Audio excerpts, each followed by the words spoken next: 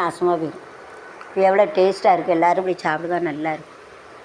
யானைக்கு தீவனம் போடுதா கணக்காக தான் வேலை எலி கணக்காக சாப்பிடணும். வேலை பார்த்தா யானை கணக்காக சாப்பிடணும், வேலை பக்கம்ல எலி கணக்காக சாப்பிடணும். ஓத்தியில் கிடைக்கணும் ஃபினாயில கூட பிடிக்கியா? அவன் நினைக்க 8 மாதம் ஜெர்மனியில் நம்ம எல்லாம் எம்எஸ் பண்ணிவிட்டு என் மாவனே எனக்கு ஜெர்மனி பூரா சொல்லி கொடுத்துரு. யூடியூப்பில் பண்ணணும்.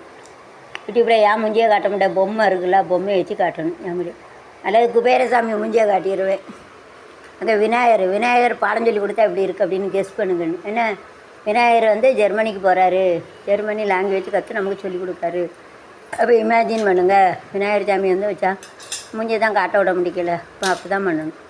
குபேரசாமி வந்து ஹிந்தி சொல்லி கொடுத்தா எப்படி இருக்கும், அது ஒரு கற்பனை தானே. யூடியூப்பில் சூப்பர் 1 கிட்டாக போகும்.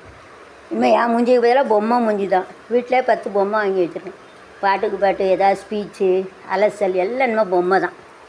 என் மூஞ்சியை காட்டக்கூடாது முடிவு எடுத்துட்டேன்.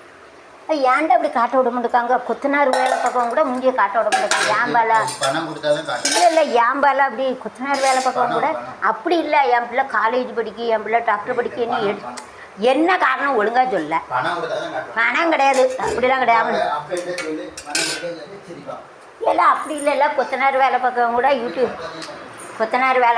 யூடியூப்பில் முஞ்சியை காட்டாதாங்க. எதுக்கு இல்லை ஐயா, அது ஏம்பால கொத்தனார் வேலை பக்கம் கூட இன்னும் அவன் காலேஜில் படிக்காமலாம் இப்போ யாரும் என்னமோ சொல்லிடுவாங்கன்னு அப்படி சொல்லுவாங்கடா. காலேஜில் படிக்காமலாம் உங்கள் அப்பா கொத்தனார் வேலை, அதுக்கான பெருமை தானே அது.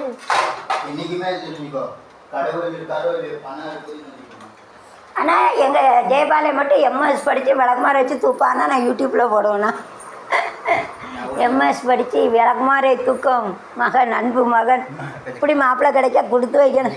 அதில் ஆமாம், நீ 5 லட்சம் உழைச்சி போட்டு காலை அமுக்கும்.